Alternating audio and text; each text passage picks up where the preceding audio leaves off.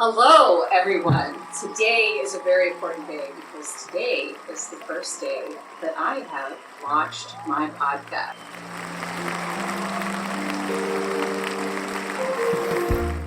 For me, the most important guest and my favorite person in my life is Rye Russell. So I've invited you on today so that we could have a quick powwow about what you're doing and all the amazing work that we do together, but just to talk about you today. Remember, today is our first day of our podcast, I Am Christina DiArcangelo. Welcome, Ryan. Tell us a little bit about ourselves. Oh, my goodness. First of all, this is an honor because I believe it was about a year ago when our paths first crossed, and I had you as a guest on my show at the time, WeedBudz Radio. And I got to learn so much about you, but I feel like I didn't get to learn everything about who Christina DiArcangelo is. And so I'm just as excited to be here because the audience, I'm so excited for them to understand what we've been doing together, but what you've been spearheading and the world that which you've created that I'm just honored to be renting some space in, Christina. So thank you so much for having me on your show. And thanks for the opportunity to help you develop this show. I mean, this is going to be a really incredible platform for all individuals out there, but there's definitely going to be a few value bombs over the course of this show that you are not going to want to miss out. So thank you. Oh, this is awesome. Thank you so much. I mean, the smile. I mean, look at us today. I mean, this is something that we've been talking about for a little while now. And when are we ready to do this? When are you ready, Christina? Are you ready, Christina? And we finally turned the switch on at the beginning of May when you said, okay, Christina, you're ready. Let's go. It's time. It's almost like a rocket ship, kind of going to the moon. Here we go. We're going to do this because this is something I love to do when I get the opportunity to speak on your podcast and all the other podcasts I've been on and all the interviews I've done throughout my career. I've always liked doing this. And one of the things that I wanted to do with my brand when I launched it, it'll be a year this July, so we're coming up on our anniversary. And so I'm so excited for that. But one of the things I really wanted to do was to do this, to talk to people, to help people identify with some of the things that I struggle with as a human and have that human-to-human interaction because, in my job, if I'm talking about clinical research, I work with humans, but I don't get to work with them directly because of HIPAA, right? And then with the patient advocacy firm, I get to talk to the patients directly and find out what it is that we can do to help them. And it's so awesome to be able to do that. But it's not a lot that I get to sit back and talk to people like yourself and find out what's driving you. And also always keeping in mind that we're the same. We're always the same. Always. That is so powerful to think about because at the end of the day, right, whether it's Maslow's hierarchy of needs or something else, there are these things that, as different as we all are, there's so much that brings us together and so much that really does make us the same. And, for myself and in our companies, it's really been driven by that manic mind, that mad scientist mind, if you will. And that's something that you really need to have a strong peer group and a strong inner circle to help you get through these things. There's nobody that's going to accomplish anything by themselves. As much as we may try, I know many of you tuning in try, and I see you, and you do a darn good job. But sometimes we need to embrace that vulnerability that's so hard to embrace and accept, when we need some help in different arenas. We cannot be perfect, although we strive for it. We cannot be perfect. And from my very first project of my professional career to where I am today, it really is about putting the right people in the right place. And it means so much more than professionally. I think we talk about these dividers, if you will, our professional life and our personal life. And something that, Christina, I feel like you and I have learned quite frankly, if you can't do business together, you might not want to be friends either. Right. You know, there has to be that level of give and take, and vice versa. You know, if we're friends, then we should be able to collaborate and create together. That's ultimately what I would consider myself, is a creator.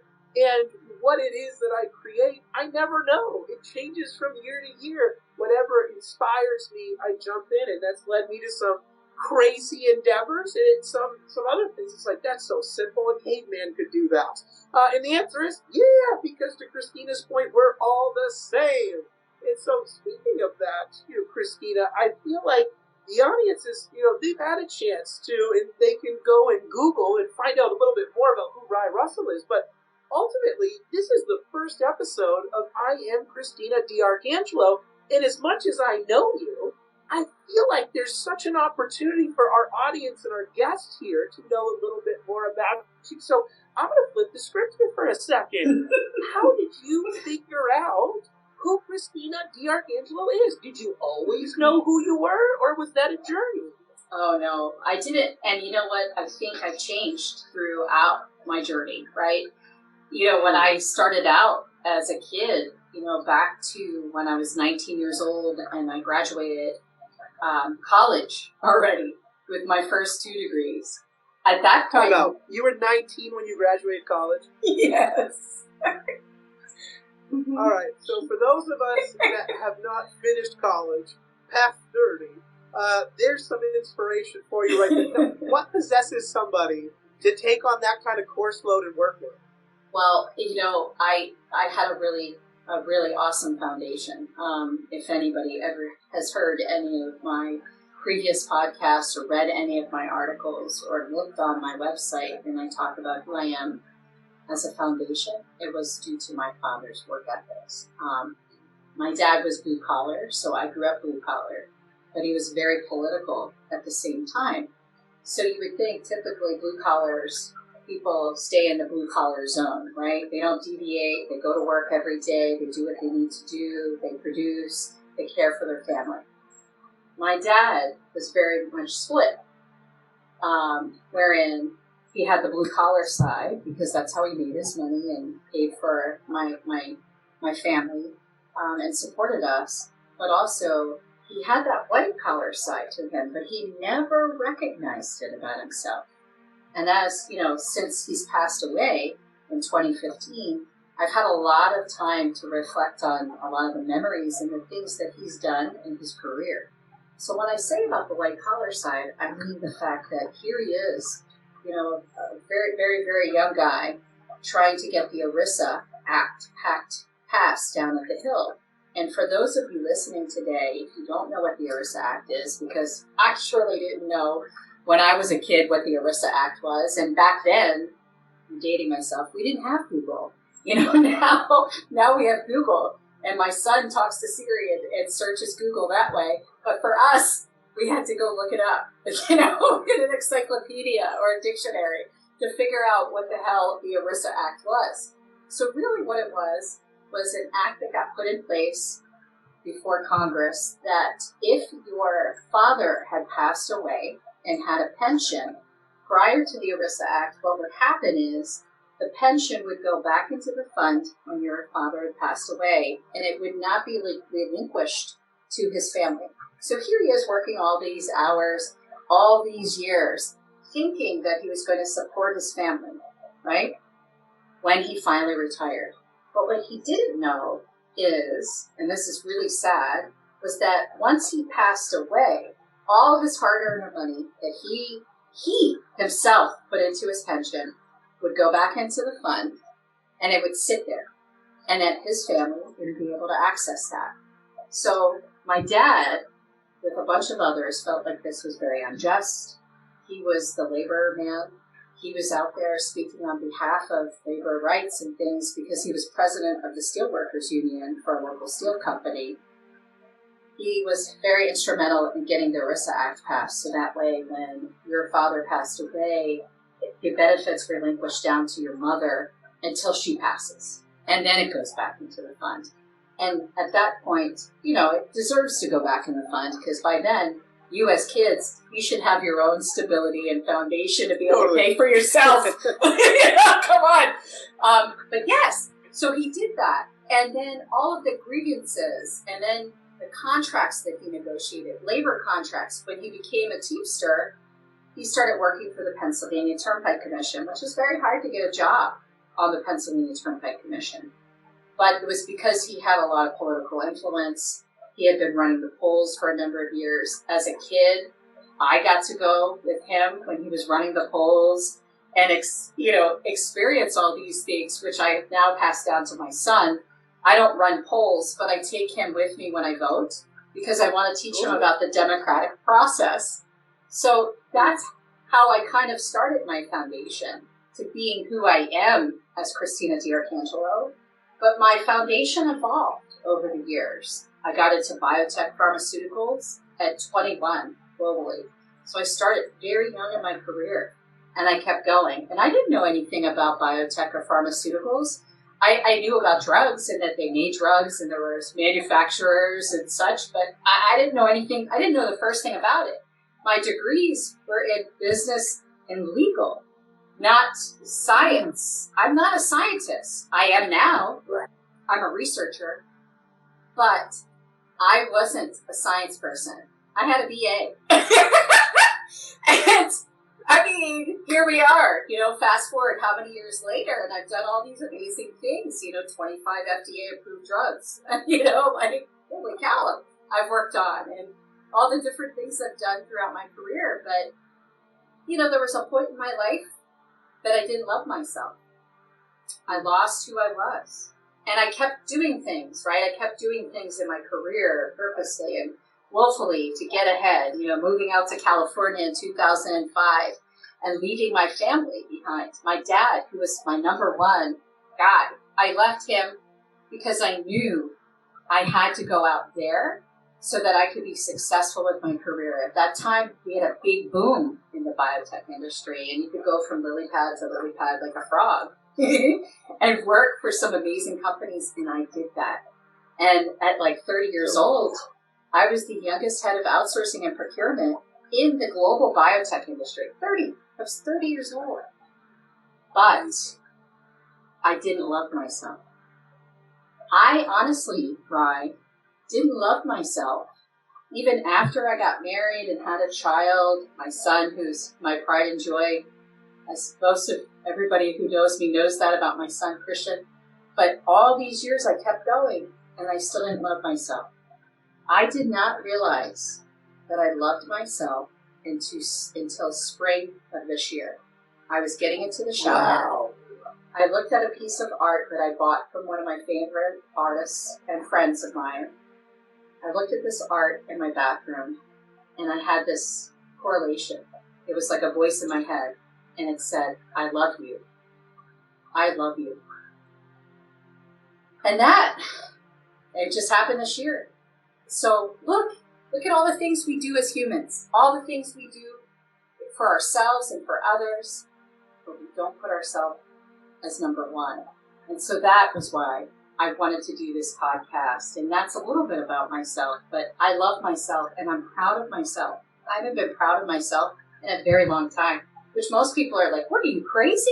Look at everything you've done. But I didn't love myself. That is so powerful because let's go back to we are all the same. Mm-hmm. And I think those tuning in, whether you feel that way right now or you have felt that way, I think we all kind of go on a journey around this because for me, I'm looking at, Sacco Drive-In Wins digital projector 40 under 40 at 21 and for me, there was this barometer, right? I didn't finish college, where you finished at 19. However, at 21, I was, receiving these accolades for doing that thing, for doing this over here. And it's really hard to associate, like, I did these things. And for me, like you said, for me, really discovering who Rye Russell is was a journey, something that I would say within the last 2 years or so. I don't know that I've got, a total victory over what that looks like, but what I do know is that I owe myself nothing now. And that is something that's, I think, really special when you look back and say, okay, all those childhood dreams, check, check, check, check, check. It might not be the exact picture that I thought it was going to be at 12 or 13. However, I'm in the picture. And I'm in the picture of where I thought that I needed to be. And one of the things that I really struggled with is, who am I? And figuring out who that is. And, I had so many powerful and influential people in my life that were powerful and influential to me.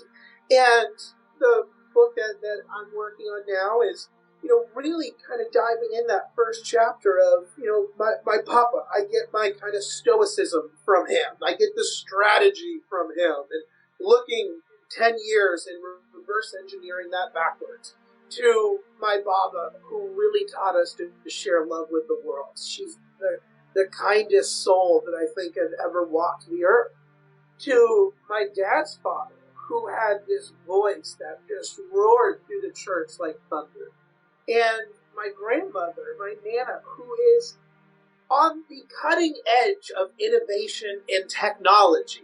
And so I had these 4 powerful influences, and how spoiled I was to enjoy all 4 of them, because so many individuals might be lucky to have 1 or 2 grandparents, alive when, they're old enough to really appreciate that. And I always felt very special. And I was speaking with my aunt just this morning that I love my aunt and my mom and my dad and my uncle. However, there's a time and place to grill them for knowledge. I had this well of knowledge of this generation, the greatest generation, and I wanted to consume more. They were Google before Google existed. If I had a question, I could pick up the phone. Papa, what is this? Boom, I would know. Baba, what's this? Encyclopedia is out. Nana, what's this? I don't know. Let's go look it up. And all of these individuals, it's like, I'm not a public speaker. They're my Nana and my grandpa, they're public speakers. They're ministers. And then I realized, so am I. It's just a different sermon. Then look, I can't share love like Baba. There's not enough kindness. There's no way I can be as kind and as wonderful as she was. Sure I can. It might look very different, but of course I can share love with the world. And again, my papa just really being that rock of just like, there's always a way. There's always a way. We'll figure that out. And so really then taking that and saying generationally, these 4 individuals not only did their job, but they did it. So it impacts the ripple effect for generation to come. My dad, who's very mechanically minded, who's very process oriented, that's something that I'm now learning, right? Where I am in life, I need that. And my mom has this grit that I didn't know where I got it from until I see how my mom executes, right? It's powered by love, right? By my baba, but there's that strategy. There's that don't give up mentality, that execution. Almost kind of, it's that first generation execution of, well, their job was to get us here, and my job's to build something. Right. And my cousin and I are so honored to be a part of that legacy and a part of that family. And so one of the things that we've done in the last couple of weeks is we've created a new parent company to hold our brands that we work on together. And many people know Rise Above Media is kind of my bread and butter, if you will. And then we've got these other projects that we work on. And it's a family business. And I'm honored, and my cousin and I, we are honored to create this family business where it really is. It's my mom, my dad, my aunt, my uncle, and my cousin and I. And we're trying to create this engine that shares love with the world while also sharing love and sustainability for our family and for future generations. And we're naming that parent company KOZ, Cause We Can, CAN. And our mothers, both of our mothers' maiden name is Kozlovich. And so we thought it'd be so special because somebody said to us, we're getting ready to work on this dispensary project, and why would you all want to do that? And my cousin and I just looked at each other, we're like, because we can. Right. And it just hit right there. That is our job. It is to prove what our parents and our grandparents knew. And that's that we can do anything that we want to do, anything that we set out to do. And why? We don't owe anybody an explanation. Why are we doing it? Because we can. And, that's really the core of everything we do now. It's family first. It's the world first. It's our community first. And when you kind of live within that ethos, at least in my opinion, you cannot lose. And so that is really ultimately just why I'm so proud to kind of been on that journey alongside you, and for us to kind of come to this self-discovery together, and then now helping all of you tuning into this discover yourselves and continue. I think Christina and I both acknowledge this is just phase one of acknowledging who we are. But Christina is so much more than this executive powerhouse CEO power woman. She's also a mom, just like so many of you tuned in. And oh my goodness, to the most handsome, incredible little man. And the last week or the week before, we had a chance to fun, and we both love sunglasses. We love our sunglasses. And so now I know exactly what to get Christian for a birthday or for the holidays. I got these new sunglasses that have a little sound bar in them or something, and I was like, man, as soon as I pick these up, my Christian would love these, so we're going to have to get him a set. But again, it goes back to we're the same. Like, these are two individuals, Rye and Christina, and we were talking earlier, if you can't do business together, then you probably shouldn't necessarily be friends, and if you can't be friends, then you probably shouldn't be doing business together. Like, there should be a commonality there, and it was really special to me to have that moment of you dropping him off, getting ready for school, him sharing with me his wardrobe and his outfit, and I told, look, and I was so impressed because he's like, yeah, I can take them off, but I can put them back on. And it's true, right? That's how we see the world. Like, we can put our sunglasses on and we can hide, but we can take them off too, and we can be a part of the world. And so that was just something that was really, really special. And so thank you for sharing him with me, because he brings a smile to anybody that crosses his path. Thank you for saying that, because I know that that Krish has been diagnosed. Why I was working really hard to figure out what it was that I was seeing. I had an idea, obviously, therapeutically, because I've worked on this indication before in my career. But he had been diagnosed with ADHD, opposition defiant disorder, conflict disorder, DMDD, anxiety, depression. That's 6 things, all within the last year. It all happened in the last year. And I also, grew up with a mom that has bipolar disease and some other mental health issues. My brother also, my sister, my grandmother, my mom. So I have a lot of mental health in my family. And I'm bringing this up today because here you talk about how amazing Christian is, and he is so amazing. And when we found out these diagnoses, the first thing I did was, we have to figure out how to fix the ADHD and some of these other things therapeutically, because that's my brain. I'm a clinical researcher. But then I'm an advocate also. And then, not last, but the trifecta, I'm a mom.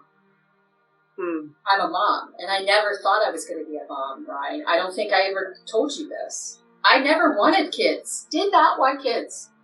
My job was my kid. Sure. That's how I was raised. That. That's how I was raised. Play hard, do it, get it done, execute. That's what you're supposed to do. This is what you're supposed to do, DiArc. And that's what I did. And then I had met my ex-husband, and I thought about, I met this person. I love him. Maybe I could try to have a child. And I chose that path, and I was blessed. I miscarried first, and then was very lucky. Like 2 months later, I was able to conceive Christian and then have him. And it has been the greatest joy of my life. Doing all these things I've done, has been wonderful. But he is why I do. You know, it used to be my dad, right? And I still work for my dad, even though he's passed away, because my name, DiArcangelo, is his name. And that is important. That was very important to him.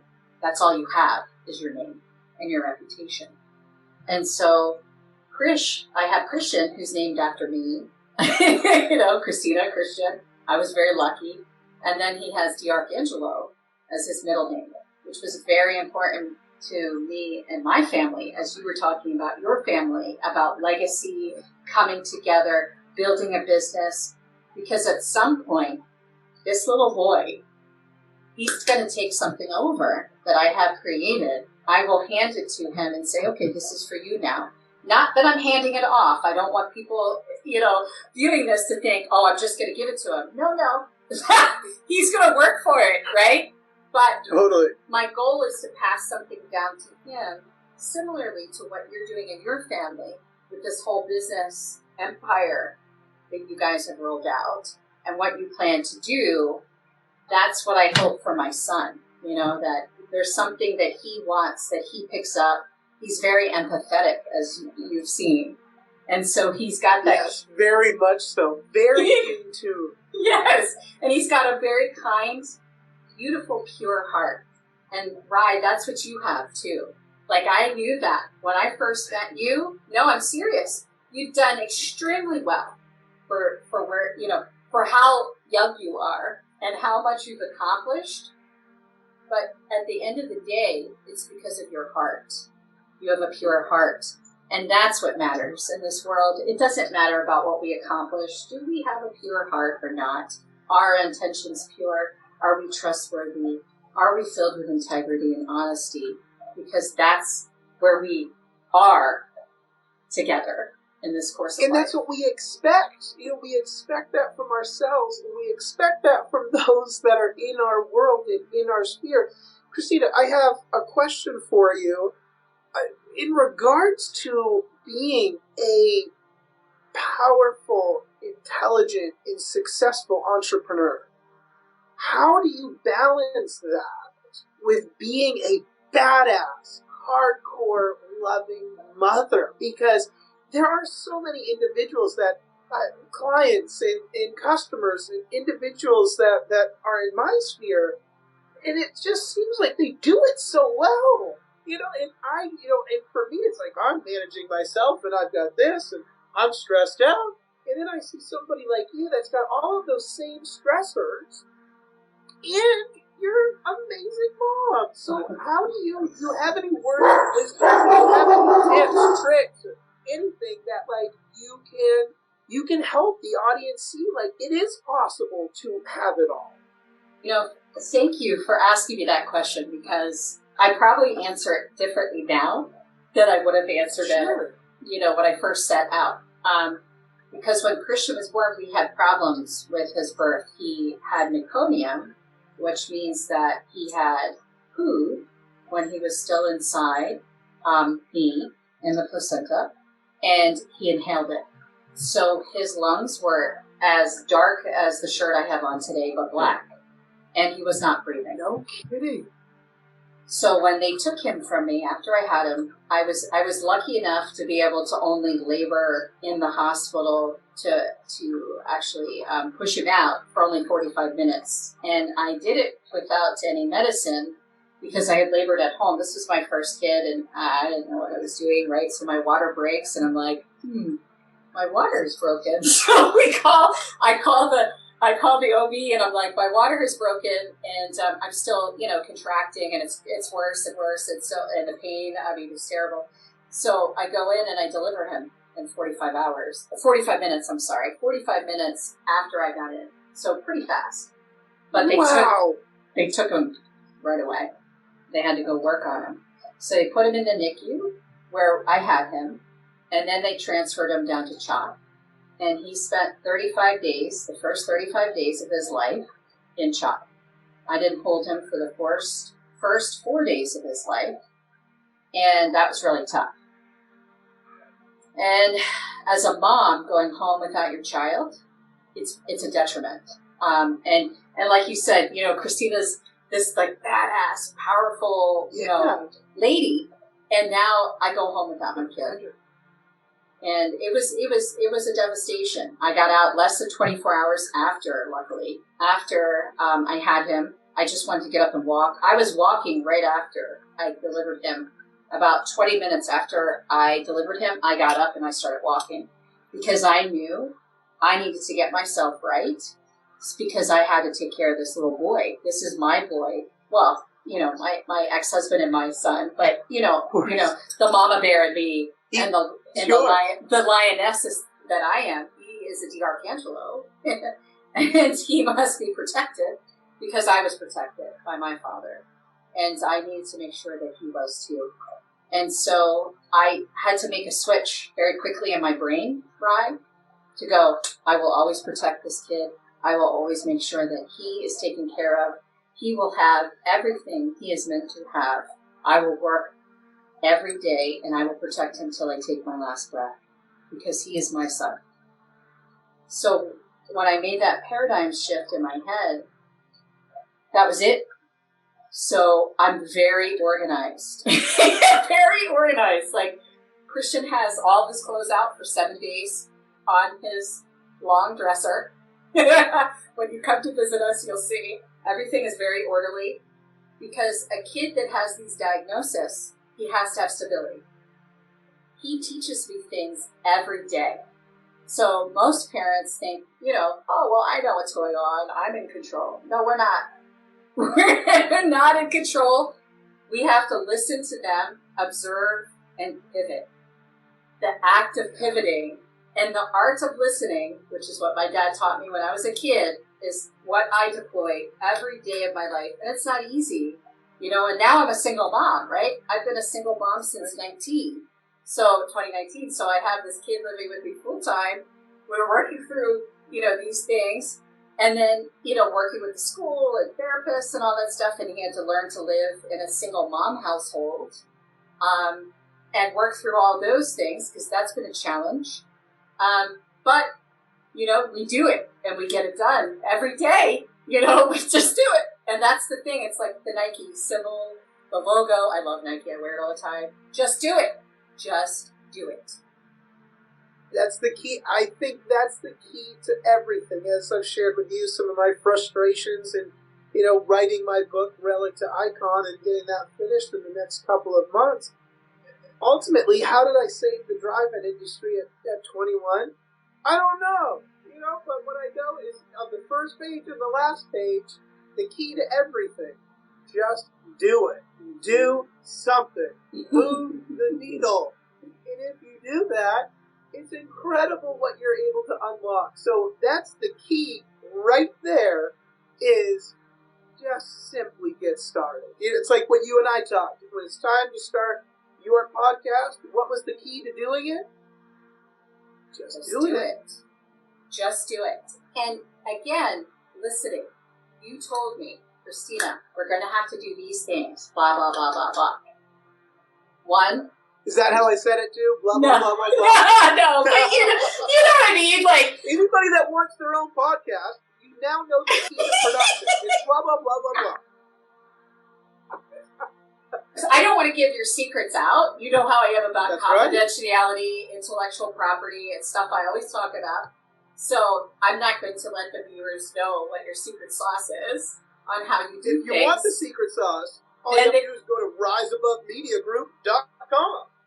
And they need to hire you to bring them forward, because they should know from listening to today, you just do it. You get it done. And here, I'm this biotech patient